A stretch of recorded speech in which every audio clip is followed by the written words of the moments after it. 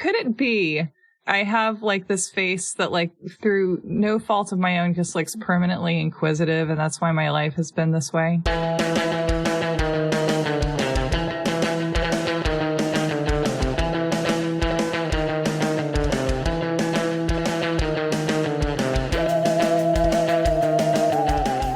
Welcome to You're Wrong About, the show where we distract you from the horrible follies of today by talking about the horrible follies of yesteryear. Ooh, yesteryear follies. Those are our favorite. Yeah, yester follies. I am Michael Hobbs. I'm a reporter for the Huffington Post. I'm Sarah Marshall. I'm working on a book about the Satanic Panic. And if you want to support the show, we're on Patreon at patreon.com/you'rewrongabout. And there's lots of other ways to support the show. And I'm speeding through this again because I want to tell Sarah about Shannon Faulkner. I'm so excited. So I texted you, I think like 3 weeks ago now, and I was like, Sarah, do you know who or what Shannon Faulkner is? And you said, absolutely not. And then I basically instructed you to treat Shannon Faulkner the way I treat JonBenet Ramsey. Which is funny because I have never told you my intentions to do a JonBenet Ramsey episode. But you just know that someday I will relent and do it. But yeah, I don't know where this is going, and I know that you're very happy about that. I'm so excited. Okay. So I think it's important to cover Shannon Faulkner because she was sort of one of the canonically maligned women of the 1990s, but she was also double maligned because she was almost instantly and completely erased. Yeah, she wasn't on any of the VH1 countdowns. Were you aware of this controversy over whether or not women could attend the Citadel? Yeah, I know that there was, is this a military academy in like upstate New York or something? South Carolina. South Carolina. All right. Those are completely different places. I don't know where I got that. Yeah, I know that that happened in the 90s, and I feel as if the concept of women in military academies and women in the military generally feels to me like one of the issues that felt like it was really important and divisive in the 90s. And I feel like I grew up hearing a lot about secondhand. Yes. Oh my God. G.I. Jane, an iconic film. We spent years debating this. This is one of the longest civil rights trials in U.S. history. It's also one of the most expensive. I mean, this to me is the progression that we're going to track in this episode, and I think something really important about social change. So Shannon Faulkner tries to get into the Citadel. She can't get in because she's a woman. The case resolves itself in a very unsatisfying way, which we will get to. And 25 years later, for the first time, the Citadel has a female student body president. It's called something different because there's like special names for everything there because it's all military-ish. Right. A journalist goes to this female student body president and says, well, you know, what do you think about Shannon Faulkner and this massive nationwide controversy? And this first female student body president says, who's Shannon Faulkner? Oh my. So there's no Shannon Faulkner plaque and no kind that suggests that like the school, because schools are so decisive in the lore that their students become adults by believing, you know, I mean, the spirit of Thomas Jefferson is like wandering around the grounds of UVA, right? Probably drunkenly. And there's also something I think about sort of fights for social justice where entrenched institutions will fight and fight and fight. And the minute they lose, they'll say, oh, we always wanted to do this. It's not a big deal. And then, of course, we erase the entire fight. And people who had their lives ruined, those are the first people to go. So that's basically what this episode is about, is how all of this happens to Shannon. Well, I'm so excited for this. I feel as if I'm about to get on a slow, dreadful roller coaster. It is slow and dreadful, but it does have a happy ending. Oh, wow. So I'll just spoil it for you. Okay, well, that almost never happens. So we're going to start out with a scene. It is December of 1992. Shannon is in a social studies class. They are discussing a Sports Illustrated article that is about hazing practices at this military school called the Citadel. We don't know a ton about Shannon and her upbringing and what she's like. What we do know is she's popular. She's in the marching band. She plays sports. She's an excellent student. Her mom is a high school teacher. Her dad runs a fence building company. The author of the book about her called In Glory's Shadow makes a big deal out of the fact that she was born prematurely and she was a fighter her whole life. Okay. Which honestly feels a little projection to me of like, you don't have much to work with. I would be fine with never hearing another person described as a fighter ever again. I know. This is an excerpt from a Susan Faludi essay in The New Yorker, which is one of the best essays about this case. She says, "One could scrounge around in Faulkner's childhood for the key to what made her take on the Citadel. But there's little point in a detailed inspection of family history because there's no real mystery here. What is most striking about Shannon herself is that she's not particularly unusual. She reads novels by Tom Clancy and John Grisham, has worked at a local daycare center, is partial to places like Bennigan's. She wants a college education so she can support herself and have a career as a teacher or a journalist. She hasn't yet decided which. She might do a stint in the military, she might not. She's in many ways representative of the average, striving, lower-middle-class teenage girl circa 1994 who intends to better herself and does not intend to achieve that betterment through a man. In fact, she has not for a moment entertained such a possibility." So this is something that comes up in a lot of the accounts of Shannon when she's a kid, and also later on, that she doesn't seem to give a shit what other people think. In contrast to a lot of the people that we've talked about on the show, she's actually very clear about what she wants and very confident in asking for it. So there's times later when journalists will call her and be like, "Hey, can I do an interview with you?" And she just says like, "No," and hangs up the phone. That's great. So as they're having this debate, the class seizes on this weird detail about the Citadel, that there's only 2 all-male military schools in America that are state-funded. These are public institutions that do not allow women. There's one in Virginia, and there's one in South Carolina, the Citadel. And Shannon immediately is like, my tax dollars are going to this school, and I cannot attend. This just seems fundamentally like bullshit to me. Does she live in South Carolina? Oh, yeah, I guess she would, because then that's why she's entitled to an education there. Yeah, she's in Powdersville, South Carolina, which is sort of across the state. The Citadel's in Charleston. Okay. And so this is December of her senior year, and she's sort of in the midst of applying for a bunch of colleges for the following year. 2 weeks later, she goes to the guidance counselor's office, and she's applying to 4 colleges. And so they fill out the first 3 applications. And then Shannon tells the guidance counselor, "I also want to apply to the Citadel." And the guidance counselor's like, but that's only open to men. And Shannon's like, "Here's what I want you to do." She asks the guidance counselor to take all of her transcripts and all of the documents that the school has on her and white out all references to gender. So instead of being on like the women's volleyball team, they white it out so it just says volleyball team. I love this. I already love this. I know. She's running an experiment. She also gets the guidance counselor to write her a recommendation letter with no pronouns. Nice. So the guidance counselor writes this very carefully. So it's like anything Shannon puts Shannon's mind to, Shannon can achieve. Do we know very much about this guidance counselor who was in on this? Because they seem really cool. I love that all of the adults around her are like, this is trolly, but also go for it. This is like tricksterishness motivated by a sense of injustice. Yes. When her mom hears about this plan, apparently her mom just says, classic Shannon. Like, she does this. It all seems like fun and games until someone ends up in a 3-year-long civil rights lawsuit. And also, it turns out that at the Citadel, a couple years previously, there had been a relatively well-known football player named Shannon. That's not a super uncommon boy's name. So the people at the Citadel see this application from Shannon Faulkner. They just assume, well, it's obviously a boy because why the hell would a woman ever apply here? Everybody knows that women aren't allowed in. So on January 22nd of 1993, Shannon Faulkner gets an acceptance letter that says, "Dear Mr. Faulkner, welcome to the Citadel," basically. Nice. And so the high school where her mom teaches, the assistant principal has a son who attends the Citadel. Shannon's mom starts saying, "LOL, my daughter got into the Citadel." Rumor of this goes through the high school. Then the rumor ends up with this, whatever, sophomore at the Citadel. And so he is the one that then contacts like the board of the Citadel and is like, do you guys know that you admitted a woman? Oh, no. And so 2 weeks after she gets the acceptance letter, she gets another letter revoking the acceptance. It's written very dickishly.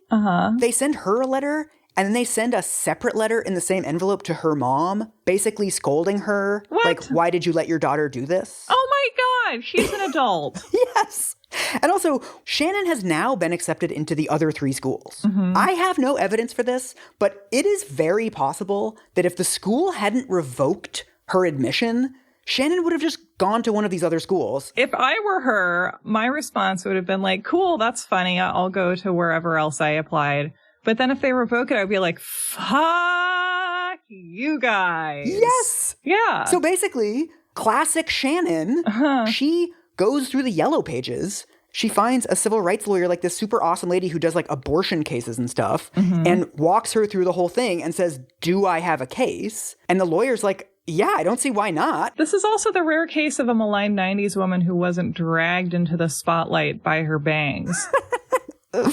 And so the first thing the lawyer does is she calls a press conference, and that attracts the ACLU because remember how I mentioned there's only one other military institute in the country that is publicly funded that doesn't allow in women? Yes. That school is called the Virginia Military Institute, and it's getting sued by the Department of Justice for not allowing women in. And one of its main arguments is that there's no demand to attend an all-male military institution from women. Right. So the ACLU is fighting back against this idea that there's no demand from women to go to military institutions. And here comes Shannon, who is demanding to attend a military institution. And so the ACLU offers all of their legal services for free. So by the time they actually file the case in March of 1993, she has 8 lawyers. It seems like a lot of big cases happen this way, where it's like you have a legal concept that you need to find a vehicle for. Yeah. And then the plaintiff is like, this person who sort of the luck of the numbers game of American populations, like embodies the problems that you are trying to address. Yes. And we all have to pretend that it's about this individual when it's very obviously about this larger issue and the precedent that it's going to set. Right. And where they have to be like, I volunteer as tribute. Yeah. So what do you know about the Citadel? Have you ever heard of this before this controversy? Yeah, I've heard that word. I know that the Citadel is a school that basically fought to keep women out. That's really all I know. It's also a very weird thing because people are going to get mad at me for this, but it's sort of army cosplay. I mean, West Point and these other official military institutions that we have in America they have official relationships with the military. It's like a pipeline into the military. The Citadel is just its own thing. So only around a third of graduates end up going into the military. Oh. There's all of this sort of pomp and circumstance within the school. Like the students have these ranks that are sort of quasi-military ranks, and there's this vocabulary that you have to use, and you have to stand at attention and say sir and all this kind of stuff. But those are just rules at the Citadel. They're not in any way officially linked up to the military. So it's interesting that the school is like silly, and the lawsuit is kind of revealing their silliness in an uncomfortable way, perhaps, because they're like, we can't allow women in because it would interfere with the importance of us pretending to be soldiers. Yes, it's basically theater camp. So I read 2 histories of the Citadel, and most institutions in America, if you look into them, have pretty rough history. Yeah. The Citadel maybe has like the worst history I've ever seen. It's like a fucking SNL sketch of like how offensive can history be? So the school was founded in 1822 to respond to a slave uprising. It's actually a bit of a you're wrong about. The uprising was organized by a guy named Denmark Vesey. The narrative was always that this was a, sprawling plot of all these people and hundreds were involved and it was this massive conspiracy. And when historians went back in the 1960s to actually look at the primary documents, they found that it was basically just a bunch of rumors. It wasn't planned. They had no date. It was just something that they talked about as like, wouldn't it be cool if? So academics now refer to it as a legal lynching, where it was essentially just an excuse to execute Denmark Vesey and his quote-unquote co-conspirators. That's awful. So that in itself is a really gross story. But then what happened right after was there were all these vigilante squads that wandered around Charleston, like burning down churches. And the reason the Citadel was founded was to train quote-unquote citizen soldiers to prevent any future uprisings of enslaved peoples. Like, that was the point. Oh my God. Well, do you see how, like, letting a female student into the school would sully its beautiful history. My God. You're right. I really was ready to be like, I don't know. But like, yeah, Jesus Christ. Eventually, it turns into just a normal military college. And then, according to its graduates, people at the Citadel fired the first shots of the Civil War. Mm-hmm. I didn't really look into whether that was true or not, just because it's like such a big part of the lore of the school that they're really proud of this, which I feel like is like, that in itself is telling whether or not it's true. Right. Like either it really happened or it didn't happen, and they thought it would be cool if it did happen. Yes. Most history is like kind of made up, but then it's more useful in revealing like who the people telling it are. Yes. So over time, the Citadel becomes an increasingly closed loop. Oh. It becomes more conservative over time because the more it drifts away from the general progressiveness of the country, 1960s student protests, etc., it pushes back against all of these things. And over time, it starts to attract students that are interested in this sort of increasingly archaic lifestyle and mores. It's like 4chan. It is. Like, it becomes this distillation chamber. Yeah. And also the alumni network, they also protect the school. So every once in a while, an outsider, a sort of reformer, will be appointed as the president and will try to institute reforms. And then the entire alumni network threatens to pull donations. Oh. There's also a series of scandals that make it even worse. So I'm going to send you a photo. Okay. We're looking at a photo of, it looks like a high school portrait. Yep. Of a guy who I gotta say has like young farmer and babe energy. Yes. This looks like it was taken in the 60s or the 70s because I'm seeing kind of what looks like a loud patterned tie. And he's got some thick glasses, some sticky out ears, and he looks just like a lovely and ungainly boy in a large man's body of like 17 or 18. This is Harry de la Roche. He is 17 when this is taken. He ends up getting into the Citadel, and the minute he gets into the Citadel, he experiences this absurd system they have of hazing cadets. It began as an explicit way to build solidarity and to build school spirit. So it used to be they would give you this history handbook of the school and you had to basically memorize it. If you were a freshman, you had to sort of stand at attention, and if an upperclassman came up to you and was like, who was the president of the school in 1924? You'd have to say, like, Norman Poindexter or whatever, and then they would correct you or not correct you. You know what builds school spirit? Acapella. Acapella builds school spirit. Try harmonizing with someone you don't trust. I mean, it ultimately seems very silly to me, but also it was designed as something that would be sort of shared knowledge between students at the school, like a way of developing like an inside language for people within this institution. But so what happens is, over time, this hazing just becomes more and more brutal. And also, because it's a closed loop, whatever you experience as a freshman, you're going to do to the freshman when you're a senior. So the first week of school is known as Hell Week. And by the time Harry de la Roche gets there in 1976, it's just like beatings and stuff. It's not creative. This is the most you criticism I have ever heard. I love what you're saying, which is that obviously it's horrible, but also they're not even doing what they said they were doing. Right. What happens? What kind of stuff do kids have to endure? One of the things that happens to Harry is they cut his shins with a razor blade. What? And then they pour shoe polish on them. They're like, I can't cut your face because you got to go work the streets tonight. I mean, a big thing is sort of keeping your shoes polished and keeping your uniform crisp and tight. And so this, I believe, is a punishment for having scuffed shoes.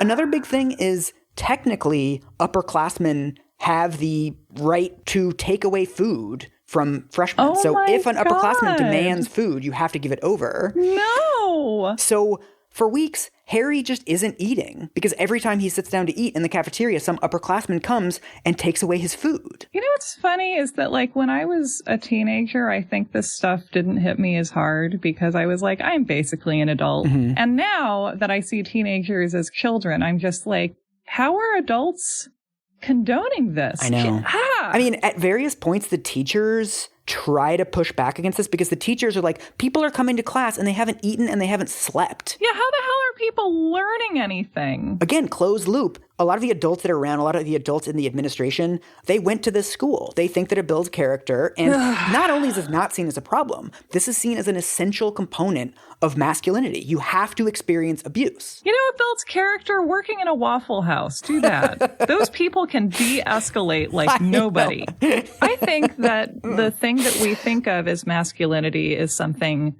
that you basically need to be abused to become, but that's not actually masculinity. I know. It doesn't relate to being male. It just relates to having been abused. Yes. And we just confuse the two things. So Thanksgiving of his first year, Harry, he says that his mom has terminal cancer and he has to go home for Thanksgiving early. He's lying just to get out of the school. And once he gets home, he sort of in his head has decided he's not going to go back to the school. He's like, I can't take this anymore.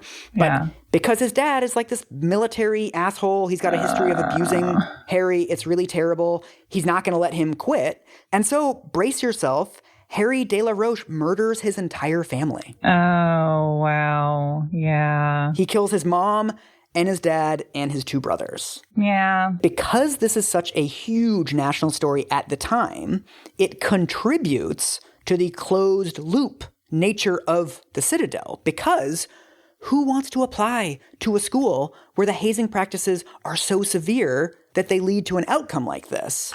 It's only going to be people who don't see the hazing as a deal breaker or are specifically attracted by the hazing. Mm-hmm. This closed loop thing gets even worse in the 1980s. Like everything. The school started allowing in black students in 1966, but it did so very quietly. The school was never more than 5 or 6% black. What's their student body on the whole? Is this in like the low thousands? How big is it? 2,000 students total. Oh, that's small. So in 1986, there is a student named Kevin Nesmith who is black. And this is super fucked up. A bunch of upperclassmen think that he's like not pulling his weight. So as a quote unquote galactically large fucking quote marks prank, they dress up in Klan robes and go into his room at night with a burning cross. Oh my God. He is okay. Nothing really happens. They sort of go in there and they shout at him. And his roommate, who is white, wakes up and is like, you've got to be fucking kidding me. Get the fuck out of here. Mm-hmm. And like, it's just chaos. This also becomes a national story because it's fucking outrageous. Yeah. Kevin ends up quitting the school pretty soon after because, yes, of course. Yeah. Meanwhile, all 5 of the kids who dressed up in Klan robes as a quote unquote prank end up graduating. Right. They're not given any major punishment. This is the kind of wonderful culture that a female student body might challenge. You know, you just can't let girls in. They'll ruin everything. What's so fascinating about this is that this also ends up reinforcing the closed loop thing because what happens to minority enrollment after this? Yeah. Black people basically stop applying to the school because of course they do. Yeah, if you have 100 black students sprinkled into a culturally white institution, the culture can remain fundamentally the same, it seems like. Exactly. And I just think there's this kind of cultural stereotype that as the country becomes more progressive, all of these conservative institutions will sort of inevitably come along, like, you know, be dragged by the tide of history or whatever. But what we tend to see is that a lot of these institutions actually become more conservative because they feel like they're the only ones left. So by the 1990s, by the time Shannon applies, it's actually like part of the school's identity that we're one of the last schools to not allow in women. Like that's actually a huge draw for students and like a big part of the way that they think about themselves. It's not a cute look. It's not cute. So next section, we're eventually going to talk about the court case, but there's about 6 months before the court case really happens. There's all these sort of preliminary hearings and motions, blah, blah, blah. What happens almost immediately after Shannon files the lawsuit is that she becomes a massive celebrity. Oh my. She's on the news. She starts getting recognized at restaurants. Wow. And what's amazing, because I spent a lot of time on LexisNexis, almost all of the attention is negative. Yeah. I feel like in the 90s, there was what I would almost call a moral panic. It was like a low-grade moral panic about women invading masculine institutions. Yes. And a huge percentage of the pushback came from women. Really? This is a letter to the New York Times that's published in 1994. As I read the article, I wondered why any woman would want to spend her college years at an institution like the Citadel. Just to prove a point? Come on. Well, she doesn't have to attend. Yeah. But so much of the discourse is like, why is this pushy woman faking her way into the Citadel when the Citadel isn't somewhere where women need to be anyway? Well, okay, by that logic, it's a place where no one needs to be and it just shouldn't exist, which is maybe, if that's the solution everyone's happiest with, then fine. One of the notes that Shannon gets says, "You homely feminist, I'm sorry for you. You have to force yourself on men to feel important." Women are the cruelest to other women sometimes. It's weird, man. There's a fucking shocking letter to the editor in the New York Times by a female World War II veteran. And she ends the letter with, "It's up to you. Men may harass women. They don't harass ladies." Can all of you just fuck off? Fuck off! Because you're idiots and it's not your business. Also, men fuck pumpkins. Like, the harassment has nothing to do with your quality of character, Miss Whack Lady. Shannon also starts to see t-shirts around town. One of them says, "The Citadel, 1,952 bulldogs and one bitch." There's a billboard in Charleston where somebody writes "Die Shannon" in big red paint and it stays up for a couple days before they manage to take it down. Charleston should stick to ghost tours. This is from the Susan Faludi article about the super fucked up harassment of Shannon and her parents at their house. Unseen hands have drained the swimming pool, delivered death threats, painted epithets and taunts across the clapboard, and turned wheelies through the flower beds. The gas tank on Shannon's mother's car was pried open. Someone driving a Ford Bronco mowed down the mailbox. Shannon's mother called the county sheriff's department about the vandalism, but in Anderson County, which has been home to many Citadel graduates, the deputy who arrived was not particularly helpful. Well, if you're going to mess with the Citadel, you're just going to have to expect that. Was it OJ? Yes. Twist. A lot of it really feeds into this weird narrative that she's pushy and that also that she's a lesbian. Like, it's very interesting to me how quickly people at the time needed to call her a lesbian. Yeah. As if, like, that's not even relevant. That's just like a way to discredit someone, I guess, is to call them gay. Sure. Also, I'm sure a lesbian would love to go to school with 2,000 dicks. Like, use your heads, dummies. This is actually, Shannon actually says this in an interview later. They're asking her about these rumors that she's a lesbian, and she's like, "Why would I go to a school full of men?" Yeah. For serious. She's actually pretty good at pushing back on this stuff. There's a reporter that's sort of following her around on her daily whatever, and somebody yells at her, "You should be ashamed of yourself." And Shannon just immediately is like, "Tell me why the Constitution does not apply to me." And the person just like keeps walking away. It's funny because like the response to this is that she's getting hazed. Yes. By America. Ooh, that's good, Sarah. Thank you. So basically, I want to go through sort of the court cases. There's a lot of weird back and forth that I'm going to skip. One of her lawyers says they fought us on every grain of sand. But I want to talk about the arguments why women shouldn't be allowed into the Citadel. You know, this will be fun because we're having kind of a renaissance of completely ridiculous legal arguments. So I'm excited. So there's basically 3 arguments. The first, and it sounds like I'm trolling, the first argument is that women are inferior to men. There's some very interesting legal scholarship. One of the people who actually testifies on Shannon's behalf has written a bunch of articles on the arguments that the Citadel makes.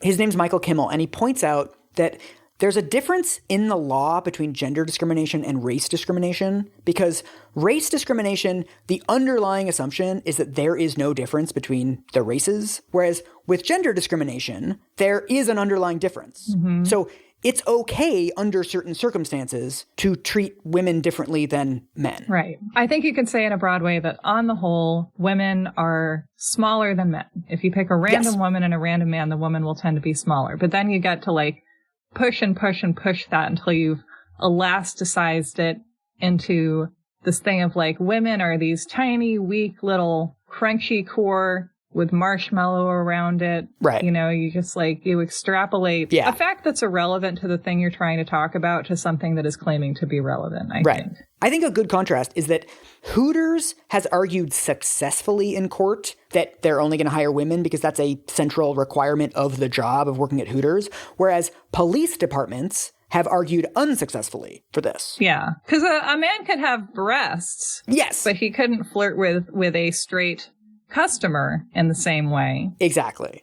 So this was the main argument of the Citadel, was basically women couldn't hack it and they aren't able to be cadets at the Citadel. It's funny to me that their argument that they're saying like, because of our wonderful special school, women can't keep up. And it's like, I got news for you. Your school is defined basically by the amount of abuse that its students are supposed to withstand. And if you're making the argument that women are inferior at coping with abuse, then like, I don't know. I feel like you could counter that legally, even. Yes. I mean, this is literally their argument. So this is an excerpt from Michael Kimmel's article on this. The adversarial model, the Citadel argued, is only effective for males. The rat line, the barracks lifestyle, the rigorous honor code, these were simply too much for women's purportedly fragile constitutions to bear. Women, the school claimed, were not capable of the ferocity required to make the program work. They are physically weaker, more emotional, and cannot take stress as well as men. What? The school cited more than 100 physical differences that resulted in a natural hierarchy between women and men, with men, of course, at the top. If admitted, female cadets would break down crying and suffer psychological trauma from the rigors of the system. Oh, so they're saying that their male students are untraumatized. They're fine, obviously. Fascinating.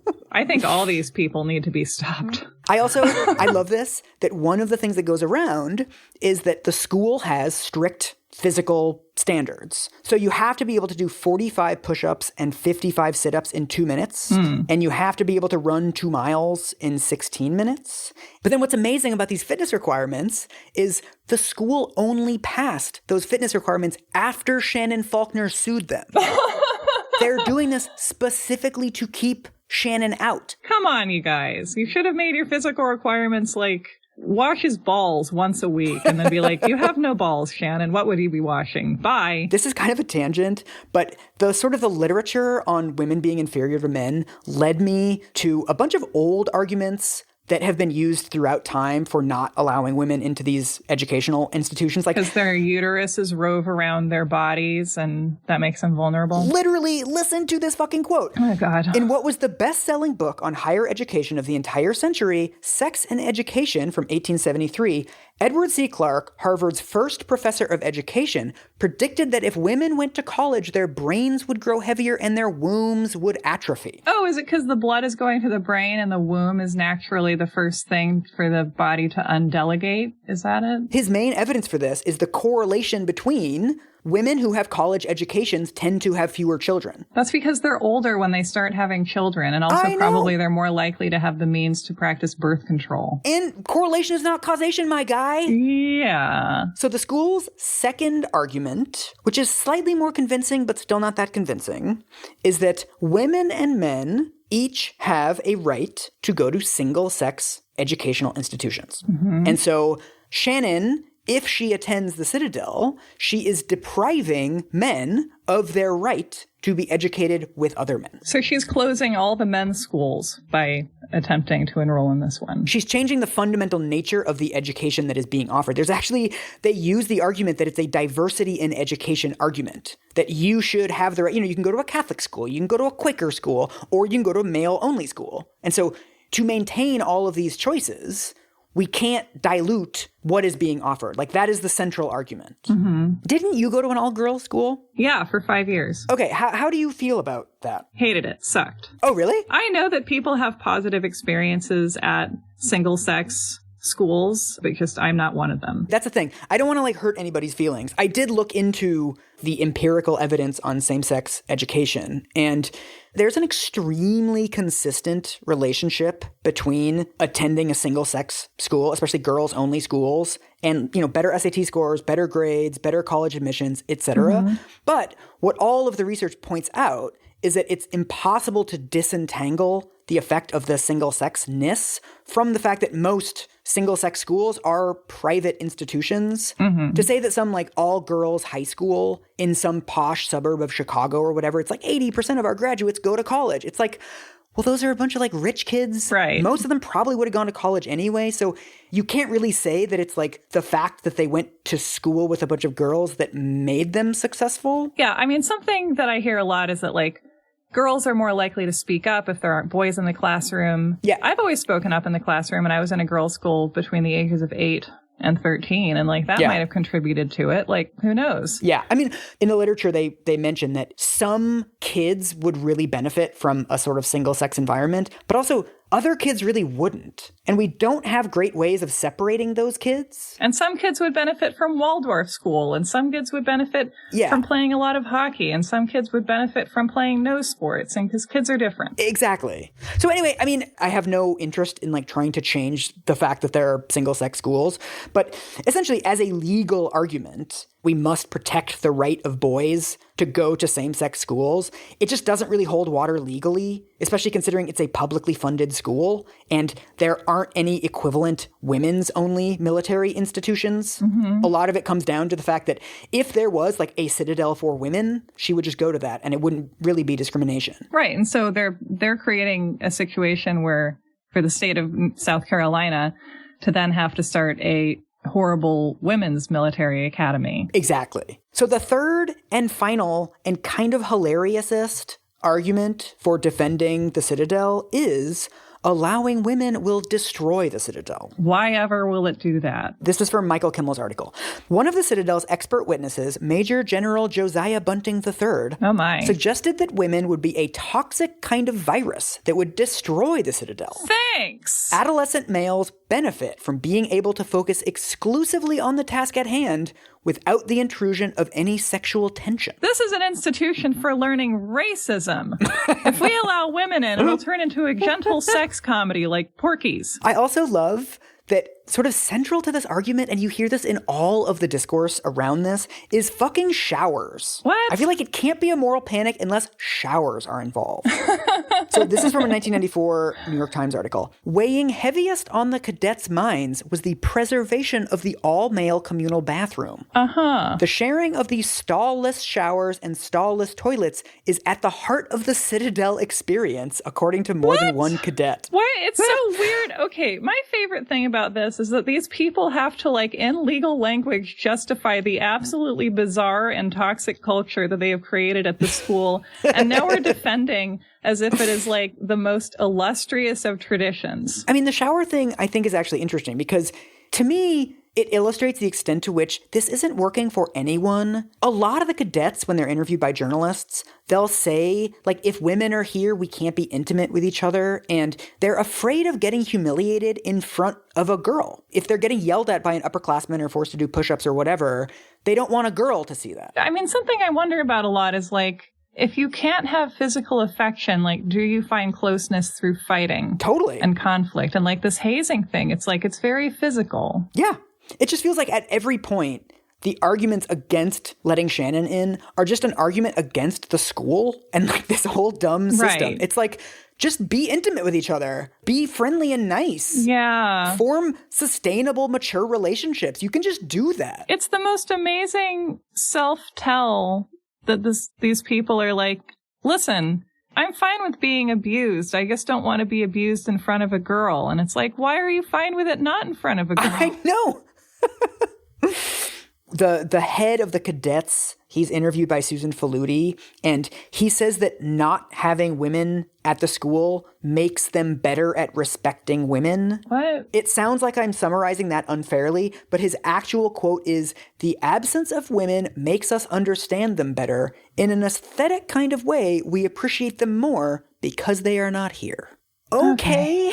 I get that you can like think longingly of the idea of women if you don't see them very much, but like, I guess they're so hostile to any kind of change that really is what's wrong with them. So one of my favorite things, Susan Faludi goes to a gay club in Charleston and she asks around, have you guys ever dated cadets in the Citadel? And so this is what she says.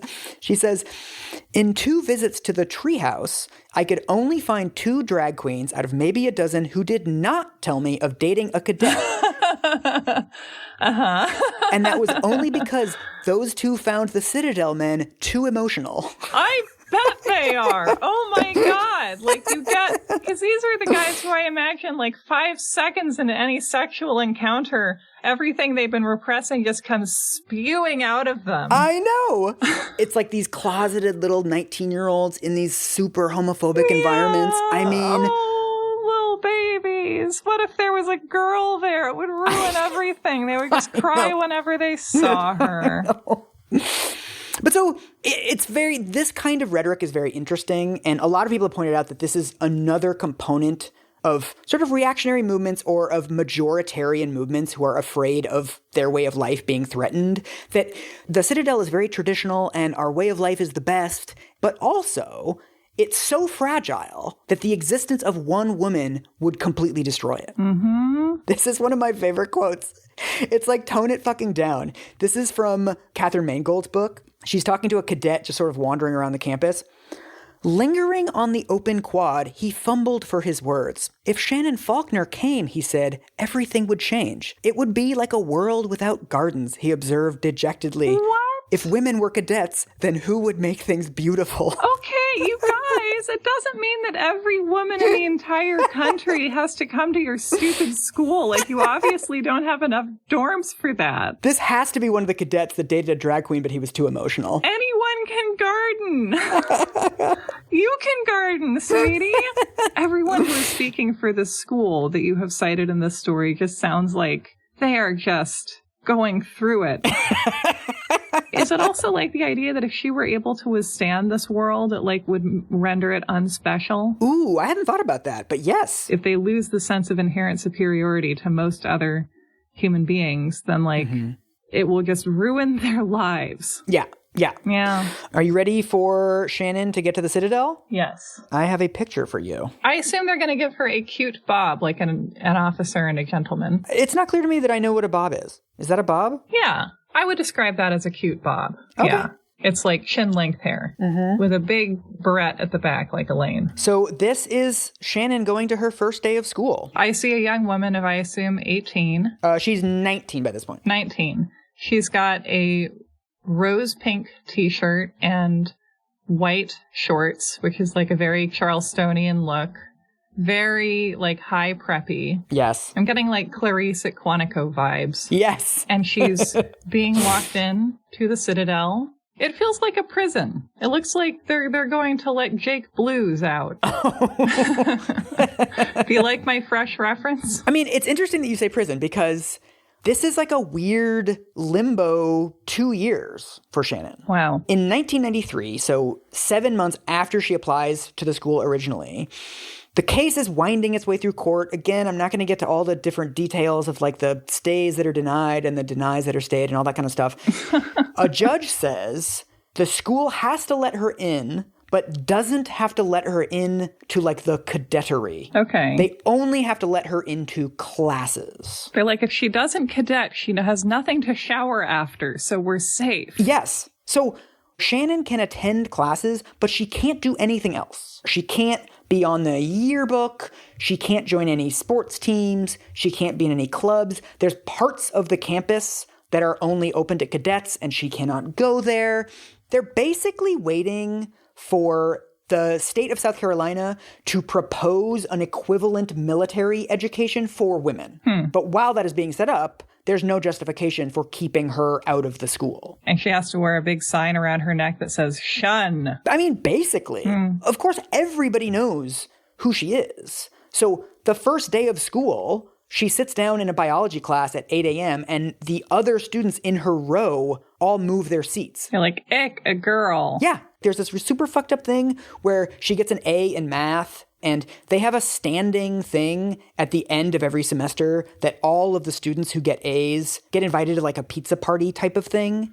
And then when Shannon gets an A, they change the rules so that the pizza party is only open to people who are majoring in math. A journalist interviews the head of the math department, and he basically says it would just be awkward if she was there. Because we all want to talk about how much we hate her. This is why social change is hard, is because the first person to do anything, like it fucking is awkward to have a woman at a party, but it's also pretty chicken shit to just like, sorry, we have to fuck her over because we don't want it to be weird for an evening. I don't know, guys. Maybe it's good for you to learn how to behave when you're not in an attitude populated entirely by men, because you're going to have to do that like right after this. Yeah.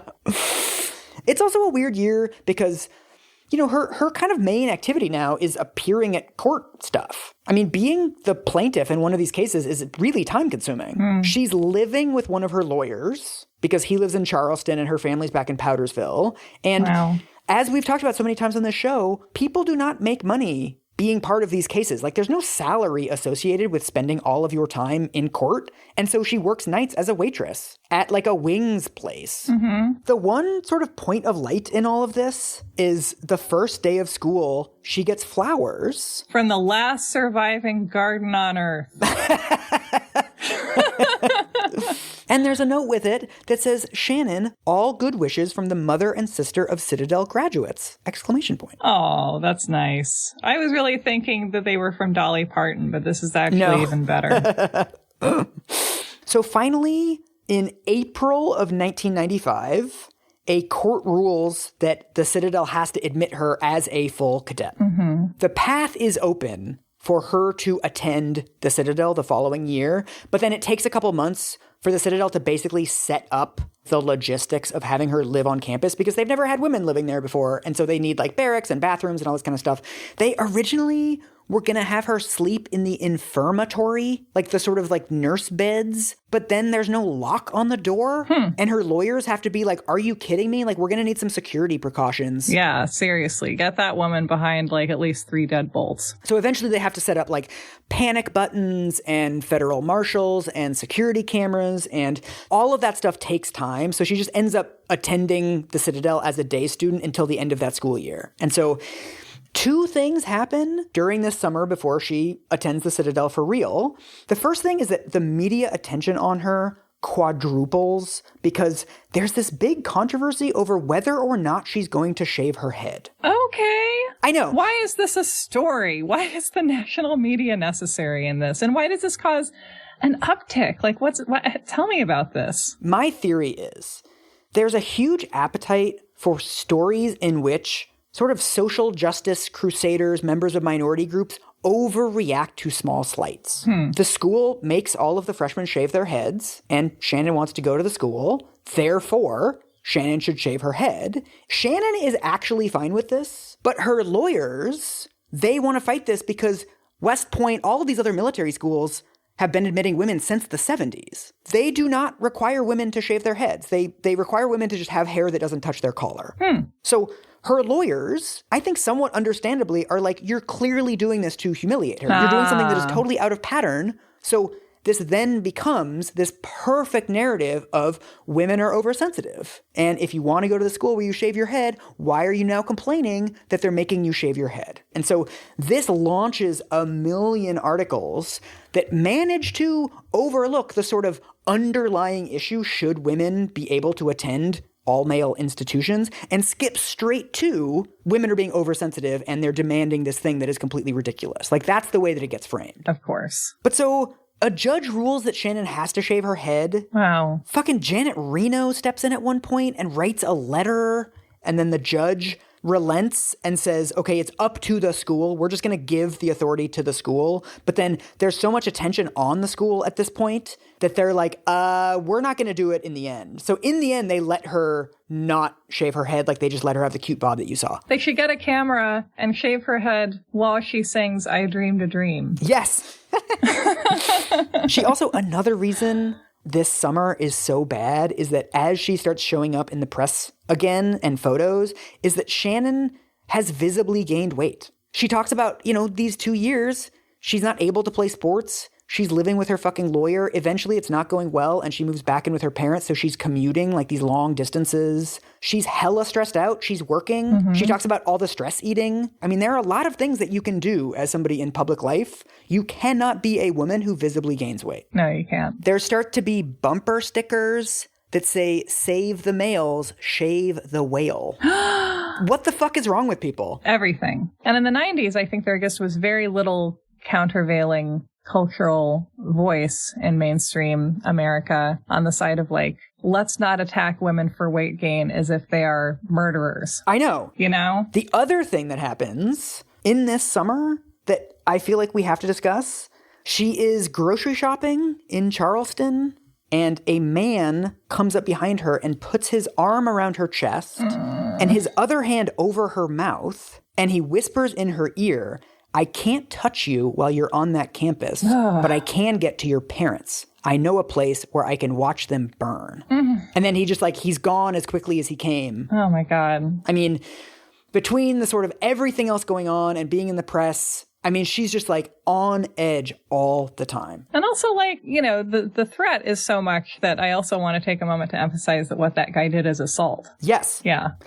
And so on August 12th, 1995, she attends her first day as a cadet at the Citadel. And I'm going to send you a newspaper front page. Oh, boy.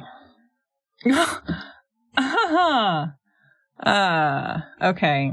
So this is the Greenville News, Greenville, South Carolina, I assume. Mm-hmm. And the headline is, She Quits. Yeah. And then the subhead says, Something concerns cause Shannon Faulkner to leave Citadel. Yeah. And then the caption for the photo is, Citadel cadets celebrate in the quadrangle of low barracks after Shannon Faulkner announced she was something. Yeah.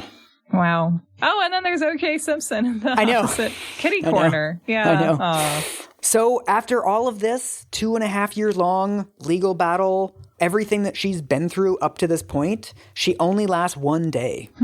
The first day of school, she goes, there's like registration, things that she has to sign. She has to go to the bookstore and get books. There's like various logistical things that she has to do. And it's 102 degrees. Wow. There's like a lot of people on campus. You know, it's the first day of school, so there's lots of people milling about. And, you know, there's cameras there, there's press. It's just sort of like a sort of scene of general chaos for the first morning.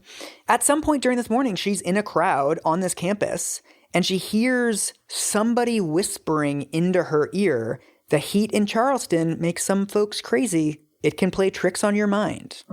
And she recognizes the voice. It's the guy from the grocery store.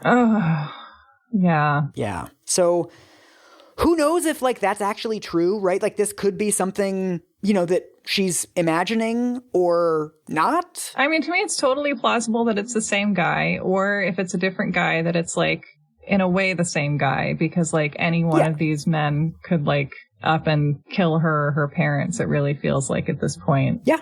And I can see how she's just like fucking sick of this. Yeah. Jesus Christ, you know? And so sort of an hour later, she tries to have lunch and she ends up puking. Mm-hmm. She goes straight to the infirmary and she can't keep any food down for days. Like all she drinks is Gatorade. No. They have to help her to the bathroom. Like she can't move around on her own.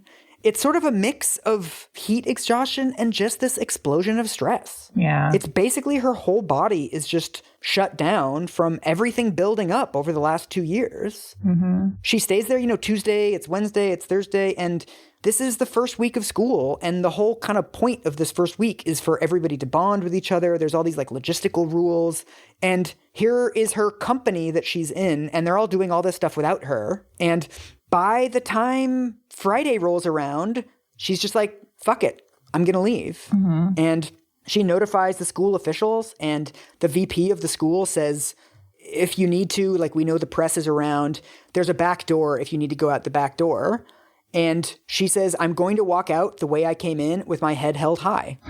What Shannon says later, she's very consistent about this. She says she was becoming increasingly disillusioned with this entire process, but her lawyers needed her to keep going for the court case, right? Because you need the precedent. Right.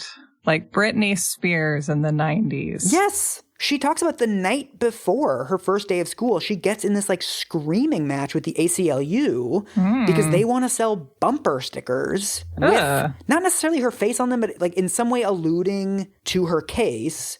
And she's like, you're getting all this fame, and like, what's happened to my life since the beginning of this case? Yeah. Her lawyers also understandably are like, this is about something bigger than Shannon, and we need to open the door for all women, and we need to push forward with this case. And so just the incentives of the plaintiffs in these cases and the incentives of the lawyers trying these cases are just completely out of whack with each other. I think our legal system is really weird, and it really relies on spectacle, and I think that's bad. Yeah. I don't know. I mean, I feel as if she has subjected herself to this hostility for this long to, like, succeed in, like, infiltrating this place, and now she has, and that was the goal. Yeah. And also, it's been 2.5 years since she wrote that application. I mean, I keep thinking about, you know, where are you as a junior in college versus where you are as a freshman in college? And you deserve to have a young adulthood. Yeah. And also, she's been at the school for 2 years, and people have not been particularly welcoming to her. It's like, what is making up for all the awful stuff? Did they have, like, a really great art gallery or something? Rock climbing wall. You know, she has, like, a wonderful dance troupe. No. Shannon also says later that just she had no idea what she was getting into. Well, you never imagine, too, that, like, this thing is going to keep going for this long. And also that it's going to be this big, either. Like, when she filled out that trolley application, even when she filed a lawsuit, she never thought she was going to be getting recognized at her job and, you know, death threats. This is just a lot to put on one person's shoulders, especially a 20-year-old. Yeah. So we're going to watch a clip. Okay. 3, 2, 1, go. I talked to Shannon about her history-making struggle. Do you feel that you were naive in your approach to this whole situation? Do you feel you were naive? I was very naive when I started this because I grew up in believing in the American dream that I could do anything and be anything. And then I discovered this type of discrimination in 1993. And I didn't believe that it still existed. So you wanted to get in there because you wanted to fight the discrimination against women and wanted a good education for yourself. You knew that you were being set up, so to speak, as this sort of bastion for women. I didn't realize that at the time. I do hindsight. But you knew that you fighting to get in, that was going to be a statement for yourself, and you would be the first woman and all that comes along with that. You wanted to say? I don't understand how you can sit there and tell America it never once dawned on you that you wouldn't be carrying the weight of what's going to come for every other woman after you. I understand the stress to a degree. I'm a military wife. But I cannot believe in my heart of hearts that you truly wanted this as badly as you portrayed it to the media, that the Citadel was the only place for you when you can, after 2 days, say, I quit. You would not stay and make it in the military or as a teacher if you quit so easily. I believe that I handled everything to my best ability. To the best of your ability at this time. At this time, because it has taken 2.5 years of hell, of death threats, of people vandalizing my parents' home, of people making threats against my parents about their jobs, about everything. I think I handled it just as good as I could have. At this time? At this time. What do you think? That was intense, man. Dude. That sucked. I know. Ugh. I know. Oprah's not a great listener. It's not great. You're talking to Oprah and you're like, so this thing. And she's like, so I'm going to summarize what you just said to me and then add in a bunch of stuff and act like you said it. Is that right? And you're like, not really. And she's like, no, but it is right?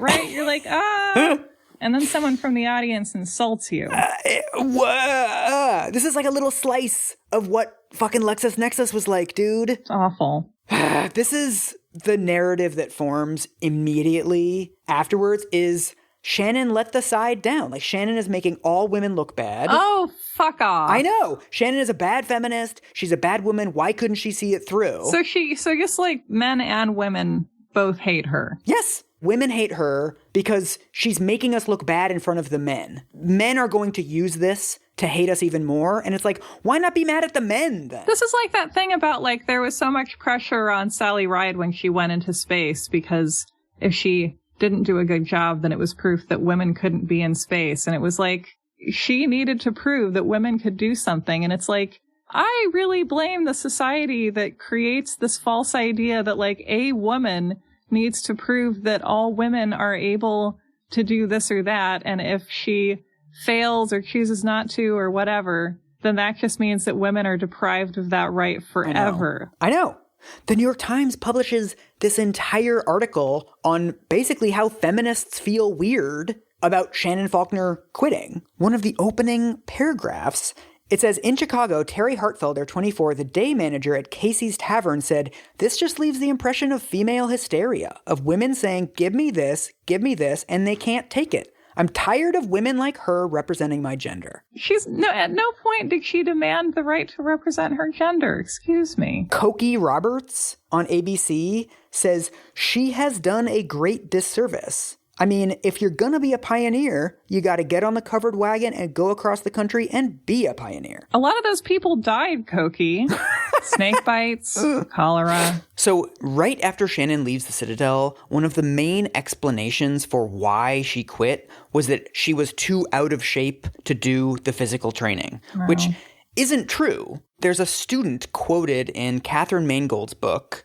He says, the truth was right in front of everyone, but nobody mentioned it because it didn't fit the popular theme. There is no doubt Shannon was overweight. But did anyone bother to investigate how many other knobs came to the Citadel overweight as well in that class? Yeah. Did anyone bother to find out that you can graduate from the Citadel and never meet those requirements? Did anyone bother to take notice that all she did that morning was just knob stuff at the bookstore? Certainly not. The truth would have detracted from the clarity of the story being put forth. Yeah. Somehow Shannon is the villain of all this, rather than, like, the school being terrible and not allowing in women in the first place. Well, she's like, she's leaving this place and is this reeling wounded animal. Yes. And then, to prove that they're still above her on this imaginary and sexist hierarchy, all these women who are trying to be not like other women are like, rah, rah, rah, rah, I know. rah, rah, rah. It's not clear to me why it's so rare to find basic statements of solidarity from anybody. Well, this is kind of a theme of the 90s, and I think like one of the themes of Tanya Harding's life is that everything happened for her at exactly the wrong time. Like it was late enough that there was this mass media apparatus that could make absolute mincemeat of her entire life, but it was too early for there to be kind of voices questioning these mainstream assessments. Yeah. And also she wasn't really defended by mainstream feminism at the time, because we were living in this time of backlash where I think you did see a lot of really horrible takes by women about maligned women in the news that were like, well, she just like, I'm not like her. We're not like her. Don't judge us based on her. Yeah. Yeah. I also think that there's something in the media too, where I think men were also very terrible to her, but like that's not as interesting of a story for the media. That's true. Yeah. If you read the letters to the editor that were published in various newspapers that you come across in LexisNexis, it feels like 75 to 80% of them are from women. And it does feel like there's this sort of man bites dog element to like, look how mean the women are to her. Well, but maybe it feels like less cruel in a way, because like it feels like you're not showing someone punching down. Yeah. Yeah. This is a long quote, but I think very good. This is the end of Susan Faluti's article. This is the paradox that Shannon Faulkner was trying in her way to counter. Women are only allowed the solidarity and esprit de corps of the women's movement when they are defeated. A constant refrain of Ms. Faulkner's opponents was that she was a stalking horse for feminism. Each of these women was accused of being a pawn in some grand and malevolent conspiracy. They weren't. They fought alone. But let them fail or prove to be only human, and the women's movement must take the hit. But as Shannon Faulkner stood before the press last week, she shared with us her feminist epiphany, one that generally doesn't dawn on most women until much later in life. Making a lone woman a star is not the same as advancing women's equality. In fact, it is counterproductive. Faulkner said, I really hope that next year a whole group of women will be going in, because maybe it would have been different if there had been other women with me. As I heard that remark, it occurred to me that she had received a Citadel education after all. She had grasped the only aspect of the Citadel teaching that really matters. There is strength in numbers. Solidarity counts. This is so important for the structure of social movements, right? Is that when somebody becomes a symbol of something, everything lives or dies on the strength of that one symbol. Yeah. It's like, well, we thought women having equality to men was cool, but it turns out Shannon Faulkner got heat stroke. But this one lady fucked it up for everybody forever. So bye. Yeah. Love it.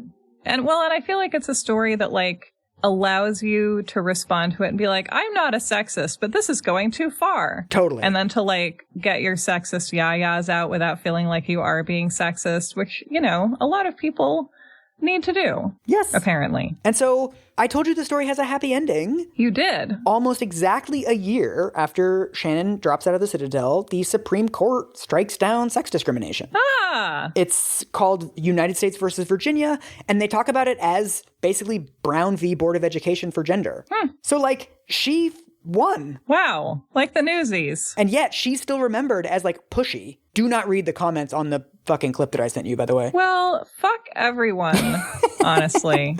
The following year, there's 4 female cadets are admitted to the Citadel. 2 of them eventually drop out and sue the school for sexual harassment because of, like, the fucked up shit that happened to them. I'll bet they do. And this is dark. The first female graduate of the Citadel, her name is Nancy Mace, and she's a Republican congresswoman now, and she, like, ran Donald Trump's campaign in South Carolina. There's a thing in 2018 where Shannon is invited to the Citadel's campus to give a talk, and she refers to herself. She says, like, in my heart, I will always consider myself a Citadel alumni. Cool. Yes. And, like, of course she does, whatever. And then Nancy Mace writes on Facebook, like, we don't valorize failure. Like, I don't have anything to do with her. She shouldn't be talking like that. She didn't get the ring.